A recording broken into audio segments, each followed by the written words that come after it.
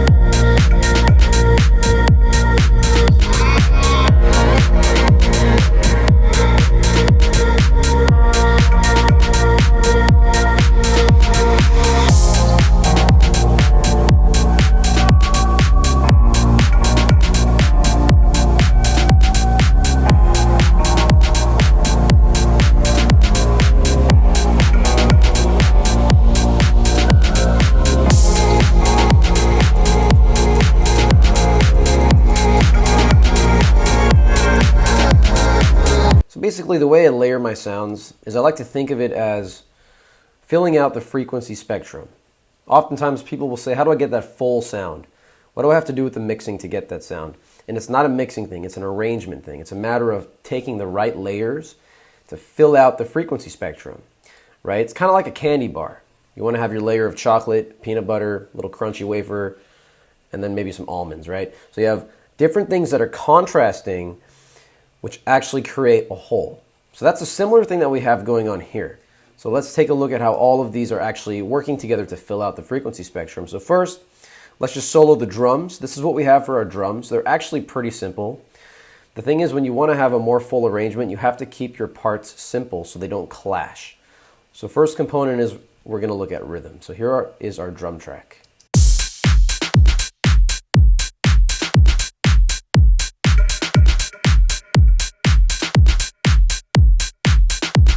So pretty simple drum beat. Then we have our sub bass.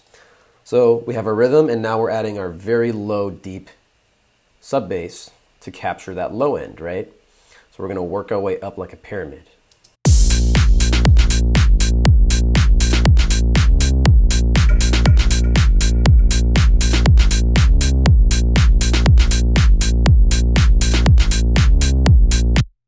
Notice how simple the parts are. They're very, very simple.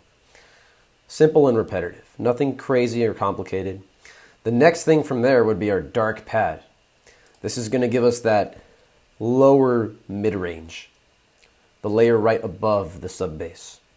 So we're stacking it.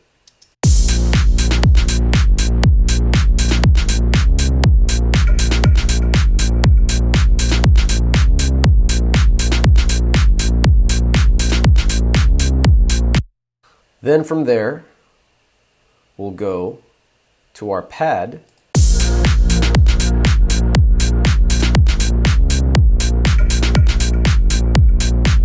And then from there, our piano. Notice the piano layer here, just hitting one chord.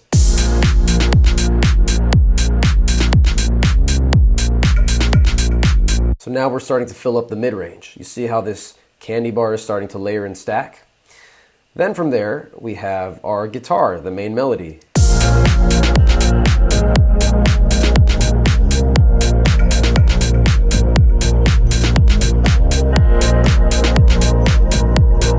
So that's taking up a good amount of mid-range.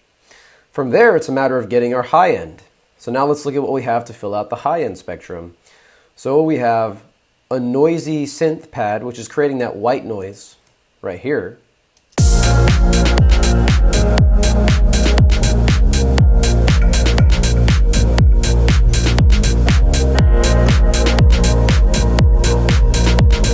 notice how it creates that pulsating hiss on top of everything. And then we also have some vocal chops by Arcade to also give that nice high-end texture, a little silkiness. Check this out.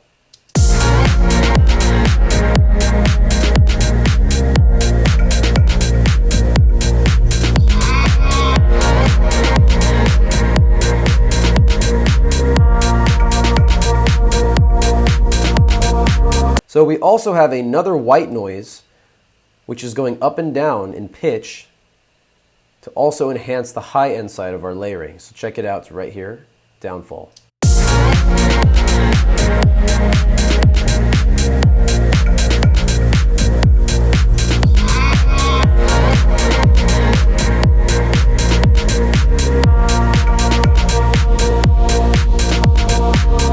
So that's helping to add a lot of that ambience, movement, and dramatic effect. That's basically everything that's happening in the climax of the drop. These are all the layers that are going on. It's really not that much, but these are all the necessary layers that I need. So this way I know, okay, what frequency spectrum is needed to be filled, and if it's filled, good. I don't need to add too much. You don't want to add too much of the same layer because that's when things start to clash. If you add too much low-end sounds, they're going to clash. If you add too much mid-range stuff, it's going to clash. So you want to have that nice balanced spread of lows, lower mids, mids, upper mids, and high end. So it's a nice layered spread, creating that nice candy bar, right? So that's how I look at layering. This is kind of the checklist I go off of. So yeah, that's all the components behind it. It doesn't need to be complicated. You just need to understand that principle of contrast and complementing sounds rather than aimlessly taking sounds and clashing them together. So in the end, you get a result that sounds like this.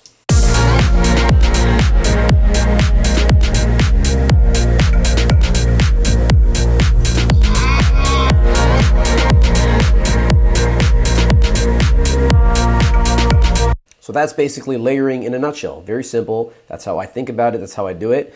Try this out with your music. Let me know how it goes. Let me know what you want me to cover in the next video tutorial. I'm always happy to help you. And if you want to work with me more on a one-on-one basis, I offer personal mentoring. You can click the link in the description so you and I can talk one-on-one, figure out how to level up your songs and your skills. So thank you for watching, and until next time.